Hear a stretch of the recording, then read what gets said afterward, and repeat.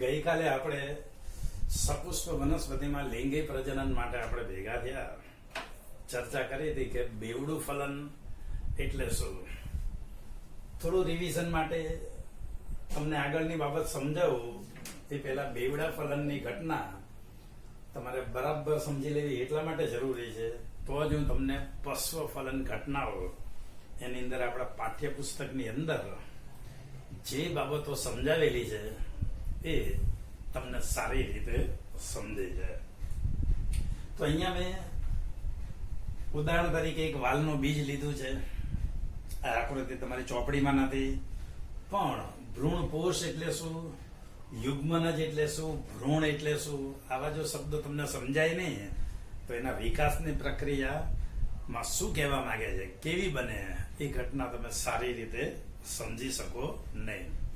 તો એટલા માટે મિત્રો અહીંયા મેં વાલનું બીજ દોરેલું છે. બીજની અંદર આ જે સફેદ ભાગ છે એ ભ્રૂણપોષ છે, અને એની અંદર એક આ નાનકડો વનસ્પતિનો જે છોડ દેખાડેલો છે એને ભ્રૂણ કહેવાય. તો ભ્રૂણની અંદર જે એના જુદા જુદા ભાગો છે એ આપણે સમજી લઈએ. તો સૌથી ઉપર જોઈએ તો આ ભાગ જે છે એ ભ્રૂણાગ્ર છે. તો અહીંયા મેં નામ નિર્દેશન કરેલું છે, ભ્રૂણાગ્ર આ ભાગ. પછી આ બે પર્ણ જેવો જે વિસ્તાર છે એને સૂક્ષ્મ બીજ પર્ણ કહેવાય. બીજ પર્ણ કેમ કહેવાય?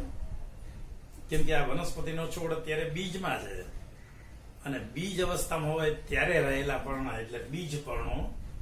તો અહીંયા બે સૂક્ષ્મ બીજ પર્ણો દેખાડેલા છે. વાલનું બીજ કેવું છે મિત્રો? દ્વિદળી બીજ છે, એટલા માટે બે સૂક્ષ્મ બીજ પર્ણો અહીંયા દર્શાવેલા છે. પણ એક દળીની અંદર બેની જગ્યાએ કેટલા હોય? એક સૂક્ષ્મ પર્ણ. તો બરાબર સમજી લેજો.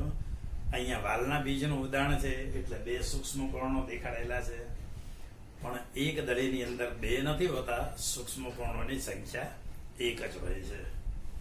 તો સૂક્ષ્મ પર્ણો થઈ ગયા. પછીનો જે ઉપરનો ભાગ જે છે એને ઉપરાક્ષ કહેવાય. શું શબ્દ છે? ઉપરાક્ષ. પછી આ ભ્રૂણ અને આ બીજ સાથેનું જોડાણ એને ભ્રૂણધરી કહેવાય. ત્યાર પછી આ નીચેનો ભાગ જે છે એને અધરાક્ષ તરીકે ઓળખવામાં આવે છે.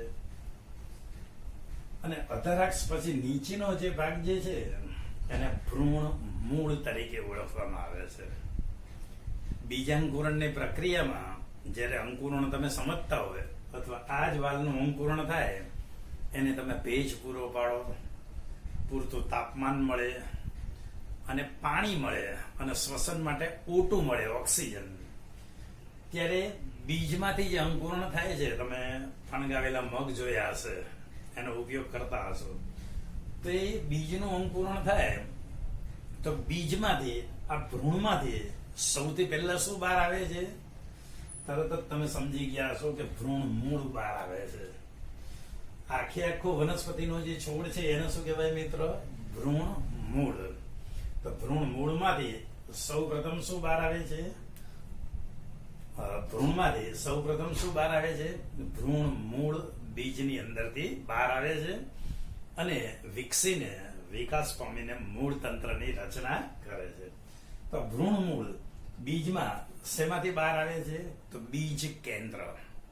મેં તમને ઉદાહરણની અંદર સમજાવ્યું હતું.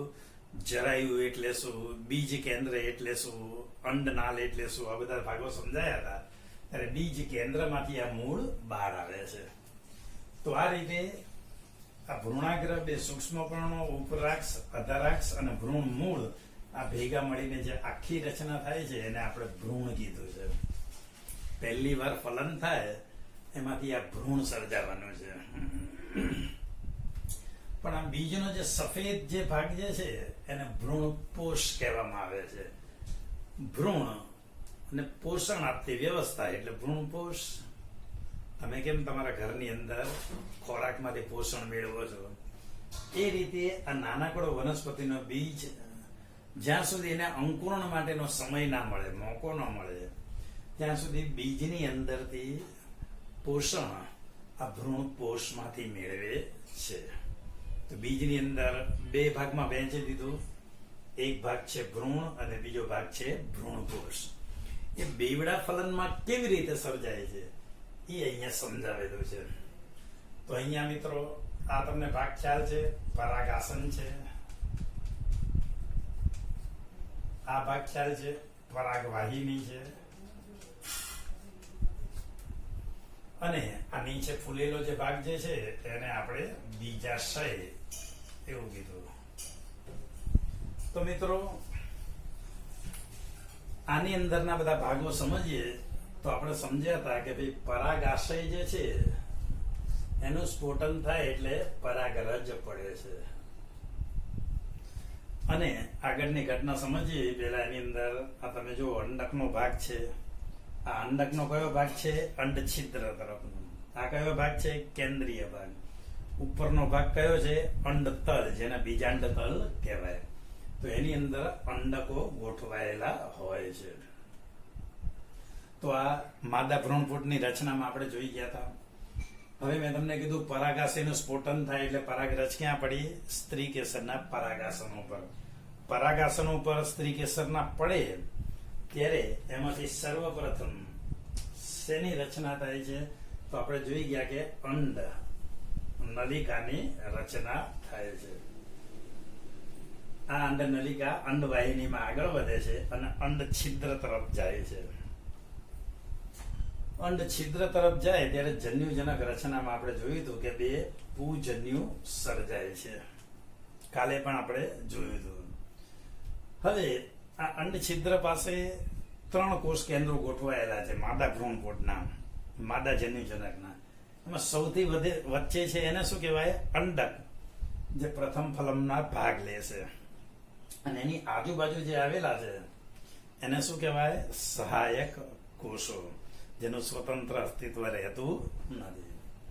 તો અંડક અને આ બે સહાયક કોષો બે ભેગા મળીને જે અંડક અને સહાયક કોષો ભેગા મળીને જે રચના થાય એને અંડ પ્રસાધન કહેવાય. તો અંડ છિદ્ર પાસે અંડ નલિકા પહોંચે, પરાગ નલિકા પહોંચે, જેની અંદર બે પૂજન્યુ સર્જાયેલા છે. હવે આ પરાગરજની જે પરાગ નલિકા છે એ અંડકની અંદર દાખલ થાય છે. દાખલ થવા માટેનું માર્ગદર્શન કોણ આપે છે? સહાયક કોષો. તો અહીંયા સહાયક કોષોનું વિઘટન થાય છે અને આ અંડ નલિકા જે છે એ હવે અંદર દાખલ થાય છે. અને આ પહેલું પૂજન્યુ મુક્ત થાય છે. અહીંયા સમજાયું છે. તો પૂજન્યુ 1 મુક્ત થાય છે. એ કોની સાથે જોડાય છે? અંડક સાથે. તો અંડકમાં કેટલા છે રંગસૂત્ર? એકકીય. પૂજન્યુમાં કેટલા છે? એકકીય. નરજન્યુજનક વખતે આપણે જોયું હતું. તો આ એકકીય અને આ એકકીય પૂજન્યુ, એકકીય અંડક અને એકકીય પૂજન્યુ બંને ભેગા મળીને જે ફલનની ક્રિયા થાય તો યુગ્મન જ સર્જાય, ફલિતાંડ સર્જાય. દેખીતી વાત છે, આ યુગ્મન જ ફલિતાંડ કેવું હોય? દ્વિકીય હોય. કેવું હોય? દ્વિકીય. એમાંથી ભ્રૂણ નું સર્જન થાય છે. તો આ પ્રથમ વાર ફલન થયું. પ્રથમ ફલનથી અંડક અને પૂજન્યુ નંબર 1 ફલન પામીને યુગ્મન જ ફલિતાંડ સર્જાય છે. એમાંથી બીજની અંદરના ભ્રૂણનો, એટલે કે આ વનસ્પતિનો નાનકડો છોડ થાય છે, એનું સર્જન થાય છે. હવે એનો વિકાસ થઈને ખરેખર આ પ્રથમ કોષ બને એમાંથી ઘણા બધા કોષો કેવી રીતે બને, કઈ કઈ રચના હોય છે એ આગળ આપણે બીજનો અભ્યાસ કરીશું એટલે તમને ખ્યાલ આવશે. ફરીથી કહી દઉં કે આ નાનકડો બીજ એની અંદર આ ભાગો દેખાડા છે એમાં તો અનેક કોષો છે, પણ અનેક કોષો સર્જાય છે શેમાંથી? ફલિતાંડ નામના સર્વપ્રથમ કોષમાંથી. કઈ ક્રિયાથી? તો બધાને ખ્યાલ છે, કોષ વિભાજનની ક્રિયાથી. તો પ્રથમ કોષ સર્જાયો, યુગ્મન જ નામ દીધું. કોષ વિભાજન થશે એટલે 2 થશે, 2 માંથી 4 થશે, 4 માંથી 8 થશે. વિકસીને જ્યારે એની સંખ્યા વધારે થાય ત્યારે આ ભ્રૂણાગ્ર બને, સૂક્ષ્મ બીજપર્ણ બને, ઉપરાક્ષ બને, અધરાક્ષ બને, ભ્રૂણમૂળ બને, પછી આ બધા ભાગો બને છે. તો ખરેખર એના વિકાસ પામીને યુગ્મનજનો વિકાસ કઈ રીતે થાય છે, ભ્રૂણ વિકાસ કેવી રીતે થાય છે, એ હવે પછીની થિયરીમાં આપણે ચોપડીની અંદર જે આકૃતિ છે એનું ઉદાહરણ, એનો સંદર્ભ લઈને આપણે ભ્રૂણ વિકાસ સમજીશું. અત્યારે તો ભ્રૂણ કઈ રીતે બને છે, સર્વપ્રથમ કઈ વસ્તુ સંકળાયેલી છે એ મેં તમને સમજાવવાનો પ્રયત્ન કરેલો છે. ચલો મિત્રો, હવે પ્રથમ વાર ફલન થયું, હવે બીજી વારનું ફલન. તો બીજી વારના ફલનમાં પૂજન્યુ ભાગ લે છે અને માદા જન્યુજનકની અંદર કેન્દ્રની અંદર શું છે, દ્વિધ્રુવ કોષ. ફરીથી કહી દઉં, 3 કોષ કેન્દ્રો, અંડ પ્રસાધન, અંડ છિદ્ર તરફ 3 કોષ કેન્દ્રો, પ્રતિધ્રુવ કોષ કેન્દ્ર જે ફલનમાં ક્યાંય ભાગ નથી લેતા, પાછળથી વિઘટન પામે છે, અંડતલ વિસ્તારમાં આવેલા છે. અને મધ્યમાં શું છે, દ્વિધ્રુવ કોષ કેન્દ્રો. તો એ દ્વિધ્રુવ કોષ કેન્દ્રના 2n કોષો, એક એના તો પ્રતિધ્રુવ કોષ કેન્દ્ર કેવા ત્યાં 2n કોષો. અને બીજા નંબરનું પૂજન્યુ બીજા નંબરનું છે, એ પણ કેવું છે, એકકીય. અને એ બે વચ્ચે ફલનની પ્રક્રિયા થાય છે. તો ફલન બીજી વારનું થાય, એમાં પ્રતિધ્રુવ કોષ કેન્દ્ર જે માદા જન્યુજનકના છે 2n, અને આ પૂજન્યુ પરાગરજમાંથી સર્જાયેલું છે 1n છે. તો 1n અને 2n થઈને શું થયું, 3n યુગ્મનજ છે. તો અહીંયા પણ ફલિતાંડ સર્જાયું, ફલિતાંડનો સર્વપ્રથમ કોષ સર્જાયો. પણ આ સર્વપ્રથમ કોષ બીજી વારનું ફલન થયું કેવો છે, 3n, કેમ કે એની અંદર અંડક જે કઈ ગણો એ કેવું છે 2n અને પૂજન્યુ n જ છે. તો બંનેમાં પૂજન્યુ તો એકકીય જ છે, પણ અહીંયા જેમાંથી ભ્રૂણ બને છે એ યુગ્મન દ્વિકીય શા માટે છે કે અહીંયા અંડકે દ્વિકીય છે, પણ અહીંયા અંડક પ્રતિધ્રુવ કોષ કેન્દ્રના જે ભાગ લે છે એ 2n હોવાથી અહીંયા 3n યુગ્મન જે પ્રથમ કોષ જે સર્જાય એ ત્રિકીય હોય છે. તો આ કેવો છે, ત્રિકીય કોષ, અને આ કેવો છે, દ્વિકીય કોષ. તો ત્રિકીય સર્વપ્રથમ કોષ સર્જાયો. હવે આમાં તો ઘણા બધા કોષો છે, તો બધા કોષો કઈ રીતે સર્જાય છે, અહીંયા જોઈ જાય એ જ રીતે કોષ વિભાજનની ક્રિયાથી. તો કોષ વિભાજનમાં આ ત્રિકીય યુગ્મન જ છે, એકમાંથી કેટલા કોષ બનશે, 2 બનશે, 2 માંથી કેટલા બનશે, 4 બનશે, 4 માંથી કેટલા બનશે, અનેક કોષો બનશે. તો એ વિભાજન થઈને ભ્રૂણકોષનો વિકાસ કેવી રીતે થાય છે એ આજે આપણે સમજવાનું છે. તો થિયરીની અંદર બેવડા ફલનની અંદર બીજી વારના ફલનથી ભ્રૂણકોષ થાય છે, ત્રિકીય એક જ કોષ સર્જાય છે. હવે આગળ સમજીશું અનેક કોષો કઈ રીતે સર્જાય છે, એમાં શું સમજવાનું છે એ. સારું, ચલો. પ્રથમ વારનું ફલન થયું, એમાંથી શું સર્જાયું, પ્રથમ કોષ સર્જાયો, દ્વિકીય હતો, એમાંથી વિકાસ પામીને આ ભ્રૂણ, આ વનસ્પતિનો નાનકડો છોડ જેમાં પણ અનેક બીજો અનેક કોષો આવેલા છે એ કેવી રીતે સર્જાય છે એ સમજીશું. હવે મિત્રો અહીંયા એક ખાસ થિયરીમાં સમજી લેજો, સમવિભાજનની ક્રિયા થાય છે. આ યુગ્મન ત્રિકીય સર્જાયો, સમવિભાજન થાય તો એકમાંથી 2 કોષ બને, એ કેવા હશે, ત્રિકીય જ. 3n માંથી 2 બને તો કેવા બને, સમવિભાજનથી 3n. સમવિભાજનથી 2 માંથી 4 બને તો કેવા થાય, 3n. અનેક કોષો બને એ પણ કેવા બને, 3n. માટે આ ભ્રૂણ કોષનો દરેક કોષ કેવો હોય, 3n. કેવો હોય છે, 3n, ત્રિકીય. આટલું સમજાઈ ગયું. પણ પ્રથમ વારનું જે ફલન છે એમાં ફલિતાંડ કેવું હતું, દ્વિકીય, 2n. તો 2n સમવિભાજન પામે તો 2 કોષ કેવા બનશે, 2n એટલે દ્વિકીય. 2 માંથી 4 બને તો કેવા બનશે, 2n. અને એમાંથી અનેક કોષો બને એ પણ કેવા હશે, 2n. તો અહીંયા ભ્રૂણ જે છે, વનસ્પતિનો છોડ છે, ભવિષ્યમાં જેમાંથી છોડ બનવાનો છે, એના દરેક કોષો કેવા હોય છે, દ્વિકીય. કેવા હોય છે, દ્વિકીય. તો આમ બીજની અંદર 2 ભાગ થયા મિત્રો. એકને આપણે ભ્રૂણ કીધું, બીજાની અંદર ભ્રૂણકોષ. ભ્રૂણના દરેક કોષો કેવા છે, દ્વિકીય. ભ્રૂણકોષના દરેક કોષો કેવા છે, ત્રિકીય. તમને તરત જ અહીંયા પ્રશ્ન થશે કે સાહેબ સામાન્ય રીતે સજીવોની અંદર તો 2n દ્વિકીય કોષો હોય છે, તો 3n હોય છે તો મુશ્કેલી ન થાય. તો એટલા માટે મુશ્કેલી ના થાય, કે વનસ્પતિનું સર્જન ભ્રૂણમાંથી થવાનું છે, ભ્રૂણપોષમાંથી નહીં. ભ્રૂણપોષ જો અભ્રૂણપોષી હશે તો સંપૂર્ણ વપરાઈ જવાનું છે, અને ભ્રૂણપોષી હશે તો એની અંદર ચીર લગ્ન રહેશે. પણ આ ભ્રૂણપોષ વનસ્પતિના નિર્માણમાં ભાગ લેતો નથી. વાલનું બીજ છે તો આમાં વાલનો વેલો જે સર્જાશે, જે નવી ઉત્પત્તિ આપશે, વાલની આપણને ઉપજ આપશે, બીજ આપશે, તો એ વેલો શેમાંથી સર્જાવાનો છે? ભ્રૂણમાંથી, ભ્રૂણપોષમાંથી નહીં. આવું નવું બીજ લીમડાનું હોય તો લીમડો શેમાંથી સર્જાવાનો છે? ભ્રૂણમાંથી. તો હવે સમજાઈ ગયું મિત્રો. તો આ 2n કોષ એ જ ખરેખર વનસ્પતિ નિર્માણમાં ભાગ લે છે. માટે દરેક વનસ્પતિ જે સર્જાવાની છે એ તો 2n જ વનસ્પતિ સર્જાવાની છે. તો હવે આપણે ભ્રૂણ વિકાસ કેવી રીતે થાય છે અને ભ્રૂણપોષ વિકાસ કેવી રીતે થાય છે એની તરફ આપણે જઈ રહ્યા છીએ મિત્રો. તો મિત્રો આપણે બેવડા ફલનની ઘટના જોઈ, અને બેવડા ફલનની ઘટના પછી આગળનો ટોપિક આપણે જઈએ છીએ કે પશ્વ ફલન ઘટનાઓ. ફલનની ક્રિયા થઈ, બીજની અંદર આપણે જોયું ભ્રૂણ બની ગયો, ભ્રૂણપોષ બની ગયો, પણ પશ્વ ફલન ઘટનાની અંદર કોષ વિભાજન પામીને એક જે કોષ હોય ભ્રૂણનો, એમાંથી ઘણા બધા કોષો વાળો આવું ભ્રૂણ કેવી રીતે બને છે, જેને ભ્રૂણપોષ વિકાસ તરીકે આપણે ઓળખીશું. અને આ એક જ બીજી વારના ફલનથી જે ત્રિકીય ભ્રૂણપોષ સર્જાયો, એમાંથી આ વધારે પડતા કોષો ધરાવતા ત્રિકીય કોષો ધરાવતું ભ્રૂણપોષ કેવી રીતે સર્જાય છે, એ જે સર્જનની પ્રક્રિયાને પશ્વ ફલન ઘટનાઓ તરીકે ઓળખવામાં આવે છે. આપણે સ્ત્રી કેસરને ધ્યાનમાં લઈએ મિત્રો, તો પ્રથમ વારના ફલનથી શું સર્જાયું? દ્વિકીય ભ્રૂણ, એમાંથી વિકાસ પામીને ભ્રૂણ બનશે.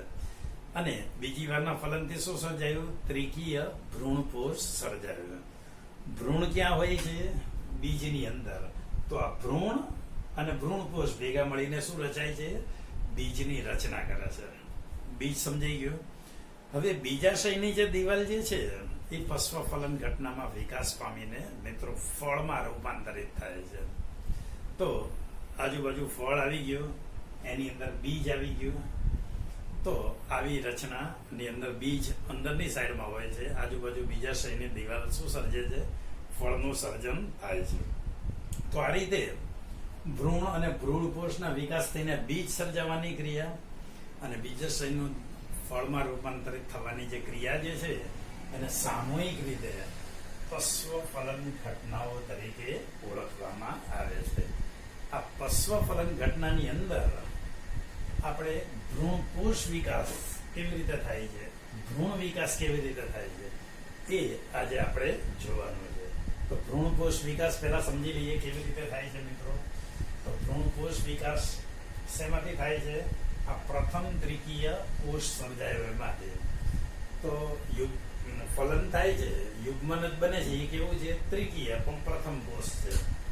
તો પ્રથમ કોષ જે છે અહીંયા દેખાડેલો છે ત્રિકીય, 3n, એ સમવિભાજનની ક્રિયાથી શું થાય છે મિત્રો? 1 માંથી 2 બનશે, ફરીથી સમવિભાજન 2 માંથી 4.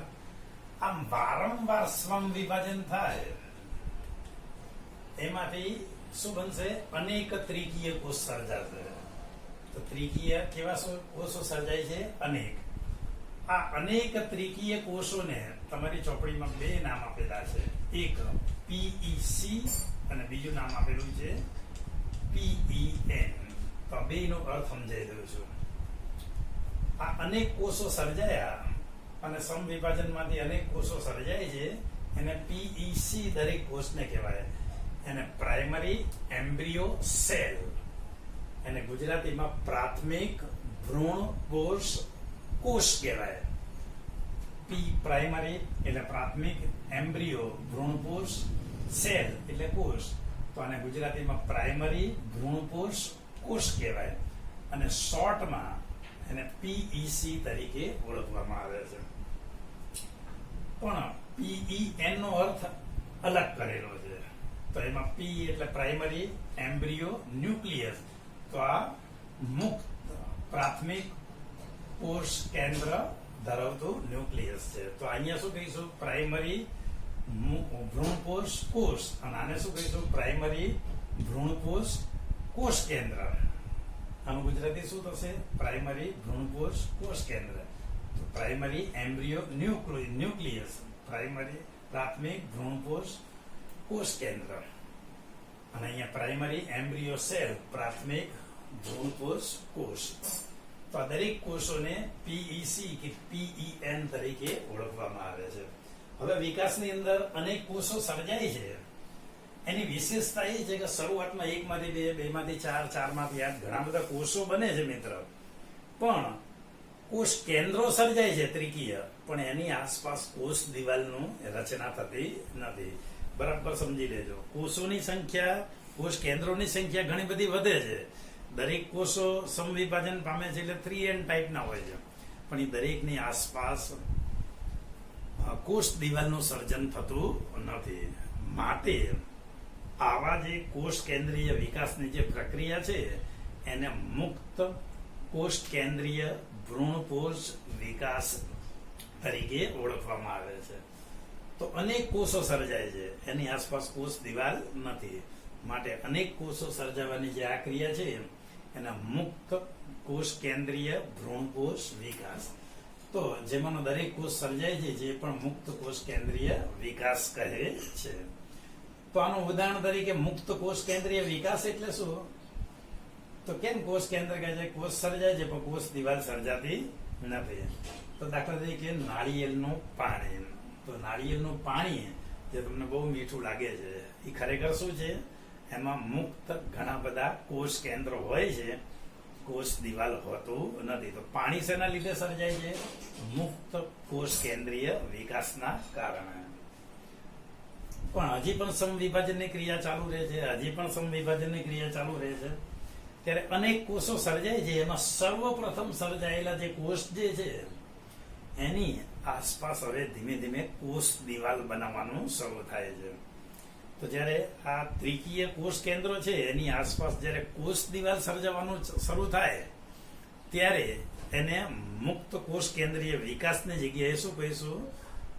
મુક્ત કોષીય વિકાસ તરીકે ઓળખવામાં આવે છે. તો પેલા મુક્ત કોષ કેન્દ્ર વિકાસ થાય છે, કોષ દિવાલ સર્જાતો નથી. એનું ઉદાહરણ છે નાળિયેરનું પાણી. અને પછી શરૂઆતના સર્જાયેલા કોષોની આસપાસ શું સર્જાય છે? કોષ દિવાલ. એટલે મુક્ત કોષીય વિકાસ તરીકે એને ઓળખવામાં આવે છે. પછી સંપૂર્ણ કોષ બની જાય છે. તો તમે નાળિયેરની અંદર જે સફેદ ગળ જોવો છો, માવો જોવો છો, એ કેવો છે? મુક્ત કોષીય ભ્રૂણકોષ છે. કેવો છે? મુક્ત કોષીય ભ્રૂણકોષ છે. તો એની અંદર કોષ દિવાલ છે અને ત્રિકીય કોષ કેન્દ્રો હોય છે. પણ વચ્ચેનું જે પાણી હોય છે મિત્ર, એની અંદર કોષ દિવાલ હોતી નથી. ત્રિકીય કોષ કેન્દ્ર હોય છે નાળિયેરના પાણીની અંદર. તો એને શું કીધું હતું? મુક્ત કોષ કેન્દ્રીય ભ્રૂણકોષ વિકાસ. તો ભ્રૂણકોષની પ્રક્રિયા સમજાઈ ગયું. તો આ રીતે ભ્રૂણકોષ સર્જાય છે. મિત્રો આ ભ્રૂણકોષ ભ્રૂણ વિકાસ માટે બહુ અગત્યનો છે. કેમ કે એને ભ્રૂણકોષ કહે છે. તો એનું કાર્ય શું છે? વિકસતા ભ્રૂણને પોષણ આપવાનું છે. એક તો આ ભ્રૂણ આખું બને એના માટે પોષણ આપવાનું કામ કરે છે.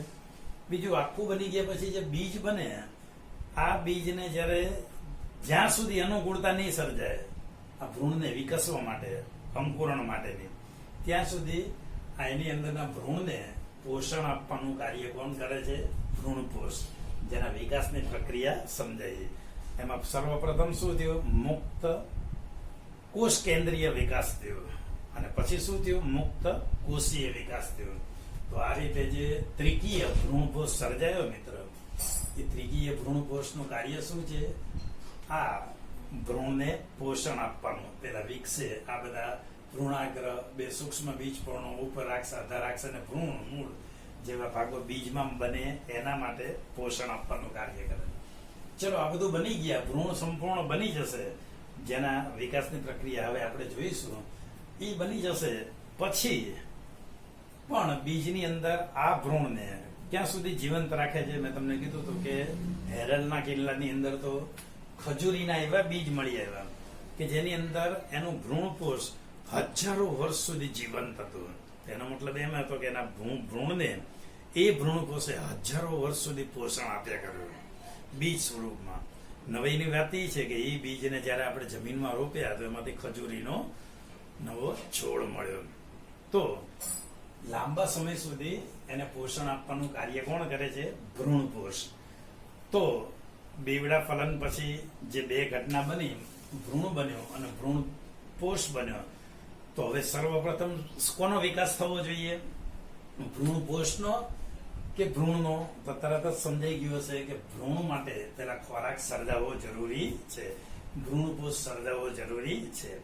માટે બીજમાં સર્વપ્રથમ ભ્રૂણપોષનો વિકાસ થાય છે અને એ 50-60% વિકાસ થાય અને ભ્રૂણને પોષણ મળવાનું શરૂ થાય પછી ભ્રૂણપોષના આગળના વિકાસની સાથે સાથે ભ્રૂણનો વિકાસ પણ શરૂ થાય છે. માટે ભ્રૂણપોષ અને ભ્રૂણની અંદર સર્વપ્રથમ વિકાસ કોનો થાય છે? ભ્રૂણપોષનો. ભ્રૂણપોષનો વિકાસ કેવી રીતે થાય છે? આ ત્રિકીય કોષ છે એ સમવિભાજન પામીને અનેક ત્રિકીય કોષ સર્જાય છે. એને PEN તરીકે ઓળખવામાં આવે છે. પ્રાઇમરી એમ્બ્રિયો સેલ, પ્રાથમિક ભ્રૂણપોષ કોષ કેન્દ્ર, પ્રાઇમરી એમ્બ્રિયો ન્યુક્લિયસ, પ્રાથમિક ભ્રૂણપોષ કોષ કેન્દ્ર તરીકે ઓળખવામાં આવે છે. તો સર્વપ્રથમ જે કોષો સર્જાય છે એની આસપાસ કોષ દિવાલ હોતું નથી. માટે એવો ભ્રૂણપોષનો વિકાસ થાય છે એને મુક્ત કોષ કેન્દ્રીય ભ્રૂણ વિકાસ તરીકે ઓળખવામાં આવે છે. પણ પછી પાછળથી જ્યારે એની આસપાસ કોષ દિવાલ સર્જાય છે ત્યારે મુક્ત કોષીય વિકાસ તરીકે ઓળખવામાં આવે છે. મુક્ત કોષ કેન્દ્રીય વિકાસનું ઉદાહરણ શું છે? નાળિયેરનું પાણી.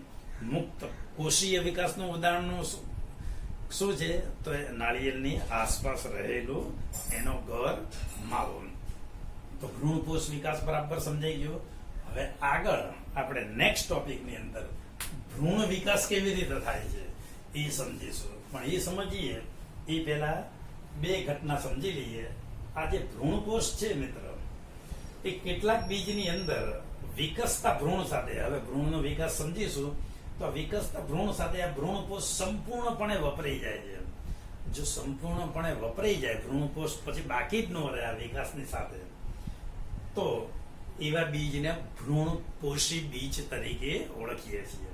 તો દ્વિદળીના બીજ હોય છે એ કેવા હોય છે? ભ્રૂણપોષી બીજ. દાખલા તરીકે વાલ છે, વટાણા છે, ચણા છે. તો આના બીજ કેવા છે? અભ્રૂણપોષી બીજનું ઉદાહરણ પૂરું પાડે છે. અભ્રૂણપોષી બીજ કેમ કીધા? કેમ કે આ ભ્રૂણપોષ આ વિકસતા ભ્રૂણ સાથે વપરાઈ જશે.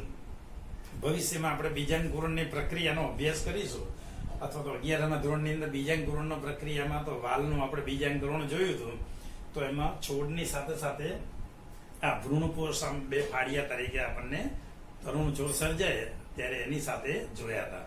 હવે જેમ જેમ છોડનો વિકાસ થાય એમાં એની સાથે જોડાયેલી જે બે આજે બીજપત્રો જે છે, બીજ પોષણના જે બે ફાડિયા એ ધીમે ધીમે નાના થતા જાય, અવનત થતા જાય. કેમ કે આ ભ્રૂણપોષ વિકસતા ભ્રૂણ સાથે સંપૂર્ણ વપરાઈ જાય છે. માટે દરેક બીજને શું કહેવાય? ભ્રૂણપોષી બીજ તરીકે ઓળખવામાં આવે છે. તો દ્વિદળીનું બીજ કેવું છે? સંપૂર્ણ ભ્રૂણપોષી બીજ તરીકે.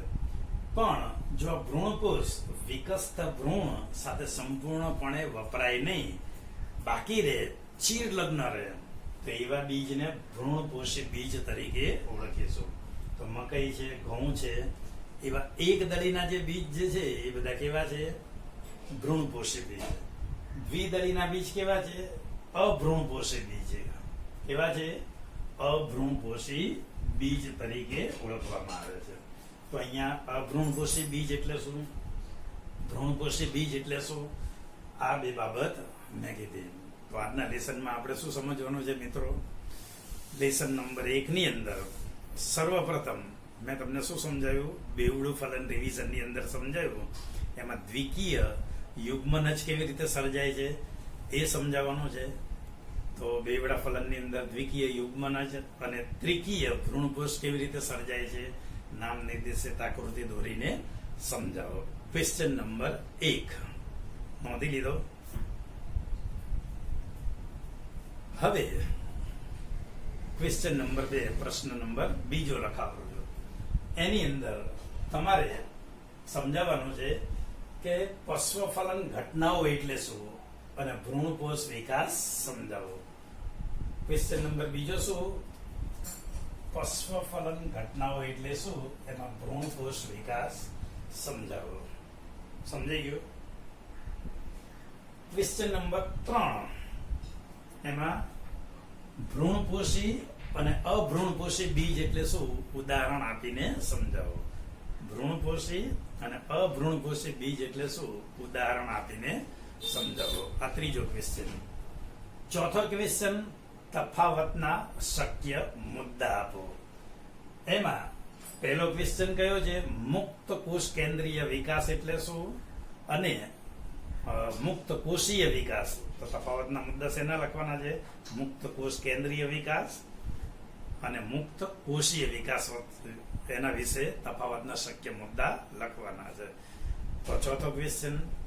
અને પાંચમો ક્વેશ્ચન, અભ્રૂણપોષી બીજ અને ભ્રૂણપોષી બીજ વચ્ચે તફાવતના શક્ય મુદ્દા લખો. તો 5 પ્રશ્નો અને આજે મેં સમજાવ્યું ટોપિક બરાબર સમજી લેજો. નેક્સ્ટ ટાઈમ આવતીકાલે હવે આમાંથી ભ્રૂણ વિકાસ કેવી રીતે થાય છે એની જાણકારી આપણે સમજીશું. ભ્રૂણ વિકાસ એક દળીમાં કેવી રીતે થાય છે આકૃતિ દોરીને સમજાવીશું. એની અંદર ગોળાકાર ભ્રૂણ સર્જાશે, હૃદયાકાર ભ્રૂણ સર્જાશે અને પછી એની અંદર દ્વિદળીની અંદર બીજપત્ર કઈ રીતે સર્જાય છે, અધરાક્ષ કેવી રીતે સર્જાય છે, ઉપરાક્ષ કેવી રીતે સર્જાય છે, એ બધી ક્રિયા સમજી લઈશું. એવો ને એવો દ્વિદળીમાં જેમ ભ્રૂણનો વિકાસ થાય છે એવી રીતે એક દળીમાં ભ્રૂણનો વિકાસ કેવી રીતે થાય છે એની નામ નિર્દેશિત આકૃતિ દોરીને એ સમજીએ એ પહેલા તમે આજના પ્રશ્નો, મેં ચલાવેલો ટોપિક બરાબર સમજી લેજો, એનું લેસન કરી નાખજો. ઉપરાંત મિત્રો મારે આવતીકાલે જે ચલાવવાનું છે એ ચલાવવાનો જે ટોપિક મેં તમને અત્યારે દિશા સૂચન કર્યું એ બરાબર સારી રીતે તૈયાર કરી લેજો. બરાબર? Thank you very much.